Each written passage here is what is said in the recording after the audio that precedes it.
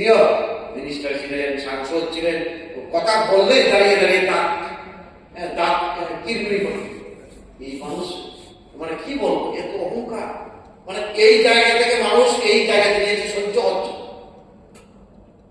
আর নেবে। এইরকম কাজ করলে মানুষ এই জায়গাও রাখবে না, আগামী দেখবেন কোথায় নিয়ে যায়, এটা শুধু সময়ের অপেক্ষা। তাই আমি বলব, সার্বিকভাবে আমি আমার বিশেষ করে এই 40 লক্ষ ত্রিপুরাবাসীর স্বার্থে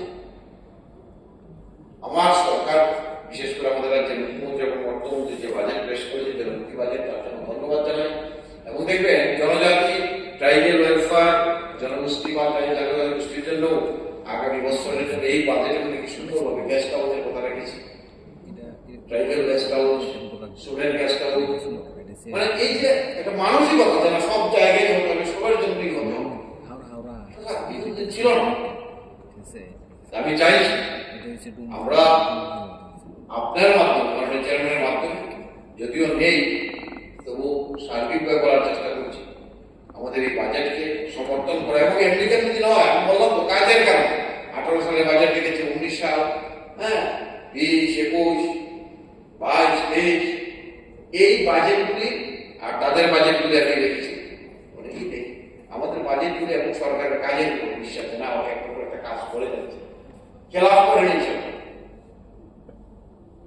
এই জায়গায় সকলকে বলবো যে আমাদের এই বাজেটকে কোনো সমর্থন জানানো উচিত, না হলে কিন্তু এই রাজ্যের মানুষ আগামী তাদের ক্ষমা করবে না।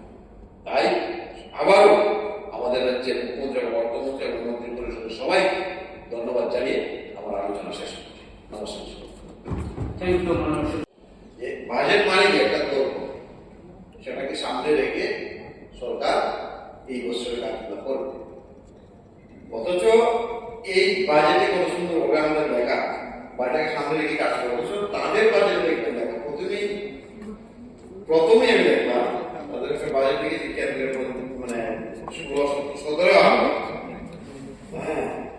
ভারত সরকারের প্রথমই লেখা, প্রথম যে বেলাটা দেখছে দেখবেন নিপীড়িত দরিদ্র, ভারত সরকারের কোন আকৃতির কিছু পদক্ষেপের কারণে রাজ্য সরকার আর্থিক অনটনের সম্মুখীন হতে হয়েছে। এই যে বাজেটের প্রথম তাদের আমাদের 17-18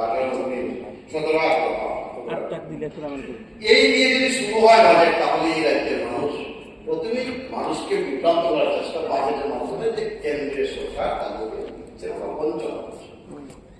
এই জায়গায় তাদেরকে আমার প্রশ্ন, আজকে আমাদের বাজেটকে কিভাবে বা কিভাবে 18 সাল থেকে একটা করে বাজেট তৈরি হচ্ছে এবং সেগুলি ফলো আপ করা হচ্ছে বাস্তবে, সেগুলি আসলে তার সুফল মানুষ পাচ্ছে বলেই আছে ত্রিপুরা রাজ্য অনেকটা দূর এগিয়ে গেছে।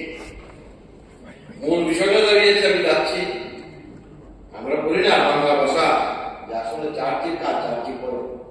অনেক সাধু সমন্ত ঘুম থেকে উঠে দেখবেন স্বাভাবিক ঠাকুর সেবা দেয়, স্নান টান ভোরবেলা করে ঠাকুরের জন্য স্বাভাবিক কাজ করে পূজা দিবে, দেশের সাথে নিজের মঙ্গলার্থে, দেশের মঙ্গলার্থে। ঠিক অপরপন্থী দেখবেন যারা অপকর্মে যুক্ত থাকে, তারাও দেখবেন ভোরবেলা এসে স্নান করে।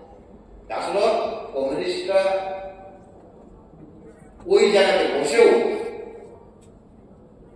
আগে যখন তারা এই জায়গায় ছিল, ঠিক এই মানসিকতা কাজ করেছে বলে আজকে তারা এখানটায় বসে ভাবছে ভারতীয় জনতা পার্টি এবং বিক্রমতা আইডিপি সরকার এই মানসিকতা ওই জায়গায় তাদেরকে বলতে চায় এখনো সময় আছে আপনারা সে আমাদের বাজেটকে, জনমুখী বাজেটকে সমর্থন করা এবং সেগুলি মানুষের কাছে সত্য কথাগুলি প্রকাশ করা।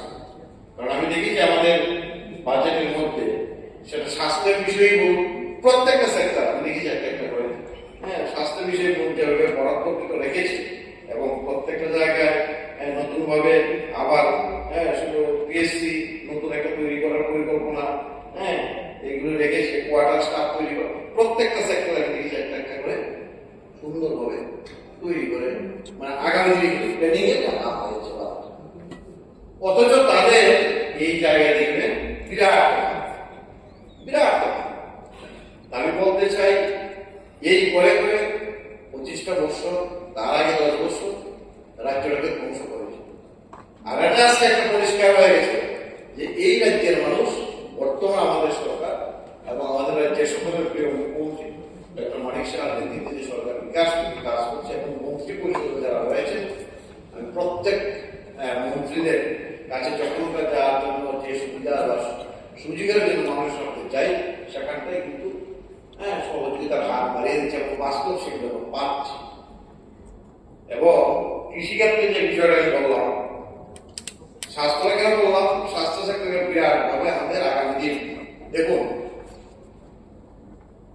একদিকে নেশা তৈরি করে গেছে তারা, সারা রাজ্যে সমগ্র বিস্তার তৈরি করেছে।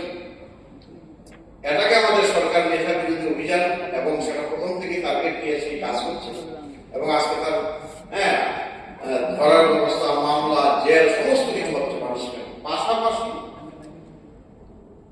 যাতে নেশা মুক্ত কেন্দ্র জেলায় তৈরি করা যায় তারও ব্যবস্থা রাখা হয়েছে। কারণ সরকারের কাজ সেই জনগণ যারাই সেখানে আসতে হবে তাদেরকে সুস্থ করা। এই ধরনের পরিকল্পনা